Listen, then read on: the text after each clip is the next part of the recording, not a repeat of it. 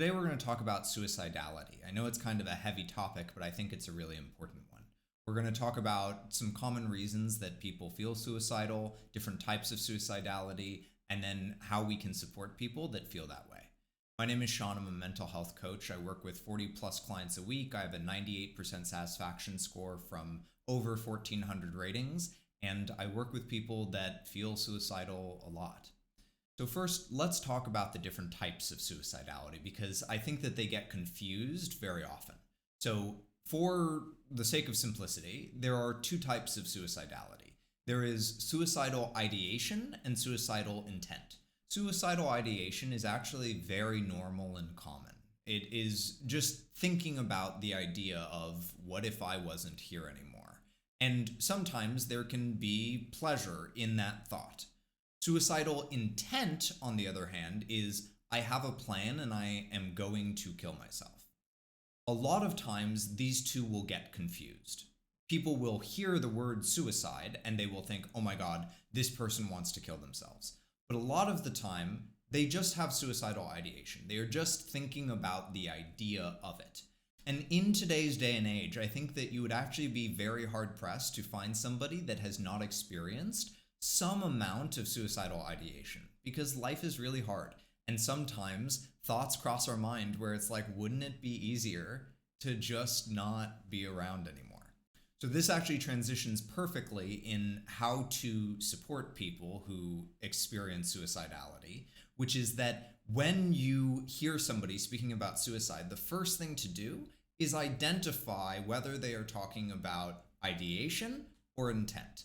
Because oftentimes what happens is that when people hear about suicidal ideation, they confuse it for intent, they freak out, and then what ends up happening is that the person that was trying to express something and share something and connect feels judged and stigmatized for talking about it, and so then they shut down and keep it to themselves because they think it's bad and wrong.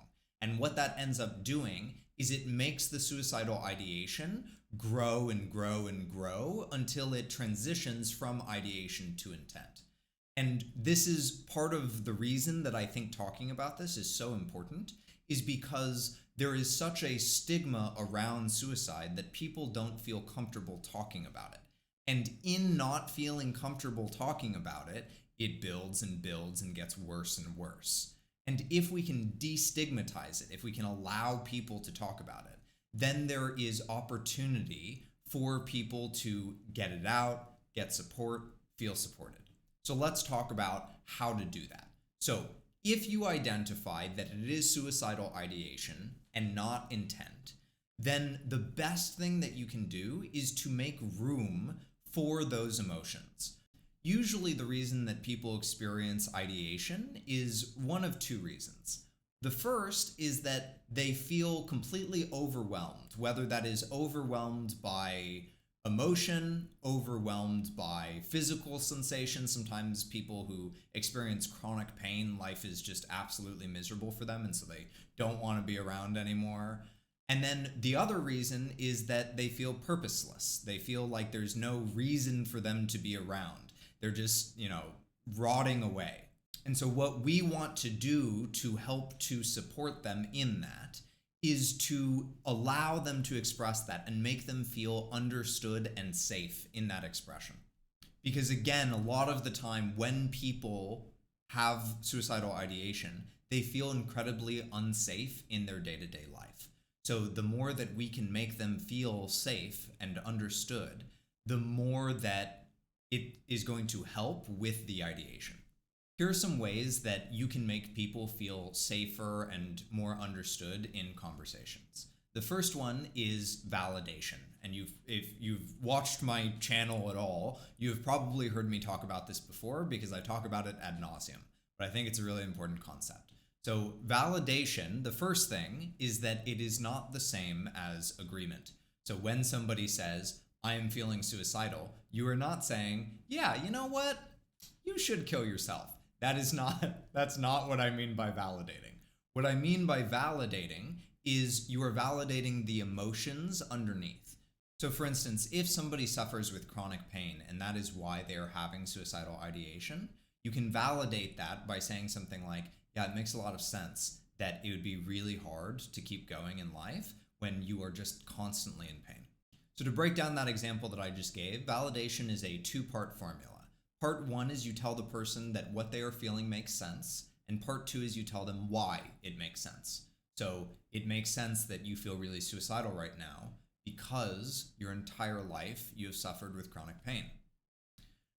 But sometimes you don't know why they feel suicidal, in which case that's where open-ended questions come in.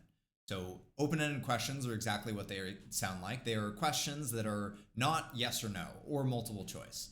So usually they start with who, what, when, where. I usually try to avoid why because sometimes it can come across as a little judgmental. Like, why are you doing that? It can just come over. Sometimes you can use it, but it's easier to just stick with who, what, when, where. So if somebody is talking to you about feeling suicidal and you want to understand it better, asking an open-ended question can be a great way to do that. What is it that makes you feel that way? What is it that makes you want to do that? When did you first start feeling this way? These are all great examples of questions that you can ask. And then once you get an understanding of why they are feeling that way, then you can effectively validate. And finally, you can use reflective listening, which is essentially paraphrasing back what the person says to you to show that you get it. So for instance, if somebody says, yeah, I don't have a reason to get out of bed anymore, you can say, yeah, it sounds like you feel really purposeless. And then you can even have some fun and combine techniques where you say, yeah, it seems like you feel really purposeless. And then you can ask an open-ended question where you say, what do you think would give you a sense of purpose? And then they might say, I don't know. And then you two can sort of brainstorm together. Now, this is all if somebody is experiencing suicidal ideation.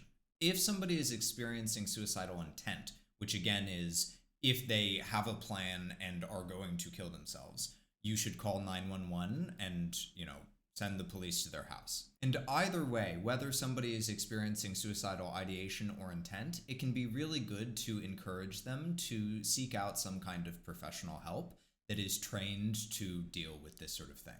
And you can also offer support in that process because unfortunately, the way that the world works, it is challenging for somebody that is feeling good to find support, let alone somebody that is really suffering and has a hard time getting through the day. And so sometimes one of the kindest things that you can do for a person is that you can sit with them while they make phone calls. You can help to make the phone calls. You can send emails. You can schedule appointments, that sort of thing, to help get them into some kind of professional help. And, you can also help them to find a good match. So if they see somebody and you ask them about, how they felt about it, and you get the vibe that they didn't like it a whole lot, you can call around to other places, set up other appointments so that you can help them find someone that feels good and makes them feel safe, heard, understood, and helps them to get out of the place that they're currently in. The last thing is that sometimes it can feel like we're not doing enough. Sometimes it can feel like even though we are doing everything that we can, they are still sinking. And what I really want to drive home is to not underestimate your impact. That even though the boat may be filling up with water, if you weren't there bailing the water out, it may have already sunk.